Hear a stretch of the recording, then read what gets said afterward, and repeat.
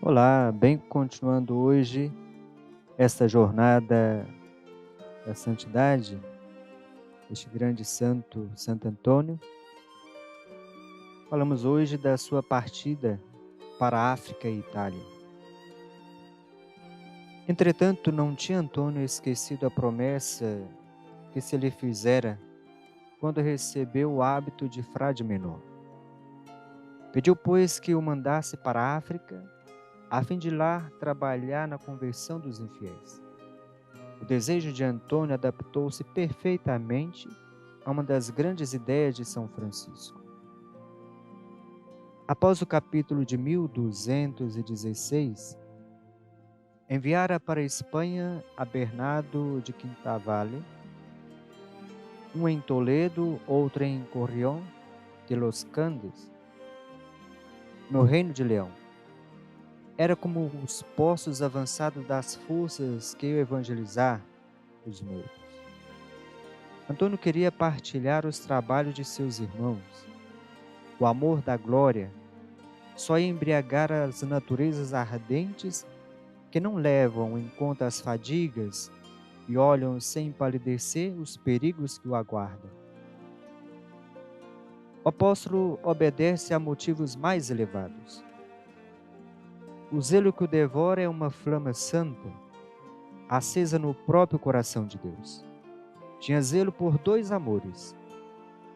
O amor de Jesus Cristo lhe faz desejar que o reinado soberano do Salvador se estabeleça sobre os espíritos, sobre as vontades, sobre os costumes, sobre as leis e os destinos das nações. Ele emprega-se neste desígnio e dispõe tudo para que tenha efeito. Segundo, o amor da humanidade faz que trate de torná-la feliz. Ele esforça-se por arrancá-la a seus preconceitos, a seus vícios, ao despotismo da opinião, a fim de conduzi-la contrita e comovida aos braços de seu Redentor. Depois da permissão de seguir seus desejos, era ainda recente a sua entrada na ordem dos frades menores. Segundo a regra, teria que começar o noviciado primeiro, para adquirir o espírito particular desta congregação. Mas para ele, soava a hora da doação, da ação mesmo. Recebeu o hábito em meados do ano de 1220. Foi dispensado das provas a que os aspirantes à vida monástica são em toda parte submetidos. Nem houve jamais uma dispensa que melhor se justificasse.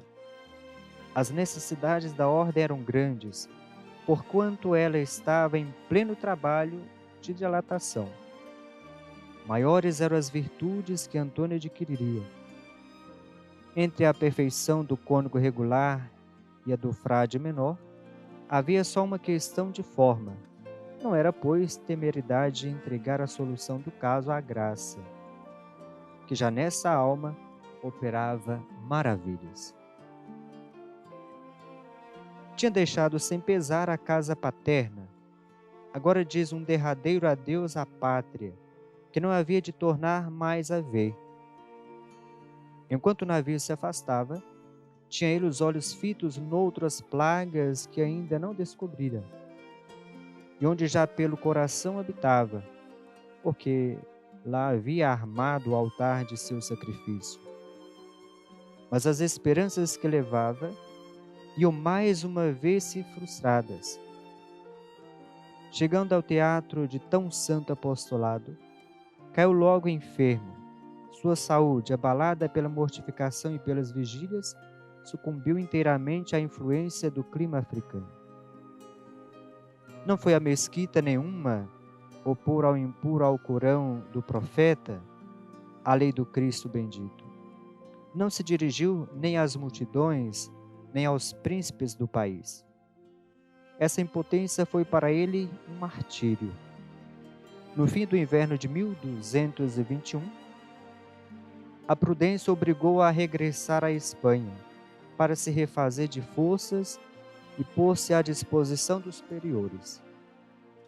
Quando fazia rota para a Espanha, levantou-se violenta tempestade que mudou o rumo do navio, ameaçando de terrível naufrágio. O nosso bem-aventurado invocou o socorro do céu, impôs ao vento e ao mar com essa autoridade que tantas vezes deveria exercer sobre os elementos.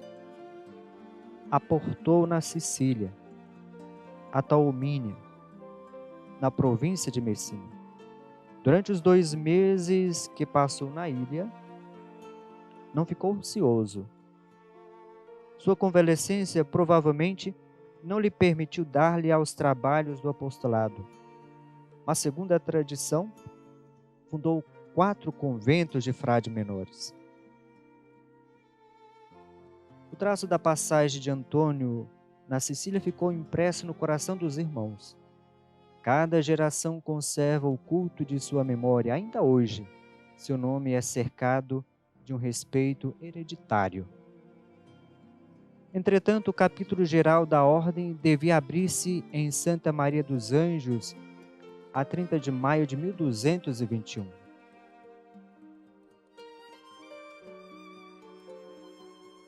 Antônio resolveu apresentar-se lá para ver o bem-aventurado Francisco e conhecer seus irmãos. O fato mais notável do capítulo de 1221 é a presença de Antônio. Ele estava em êxtase diante do santo patriarca. Não se cansava de o olhar, ao tempo em que este, sentado no chão, aos pés de seu vigário, se fazia pequeno como o último dentre os irmãos. Ficava suspenso de seus lábios quando falava do reino dos céus, uma linguagem simples e ardente que só ele possuía. Terminado o capítulo, distribuíam-se os empregos. Como era desconhecido a todos, tomavam-no por um homem de pouco préstimo, em quem não se supunha a menor aptidão. Ficou ele à pura disposição do ministro-geral. Apareceu nesse interim o frei Graciano, ministro da província da Emília ou da Romanha. Procurava este um sacerdote que pudesse dizer a missa para alguns irmãos aplicados à vida contemplativa.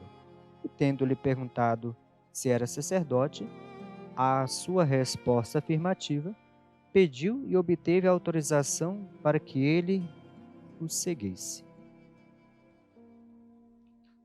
Bem, irmãos, este é o vídeo de hoje. Até o próximo vídeo. Deus os abençoe. Ele que é Pai, Filho e Espírito Santo. Amém.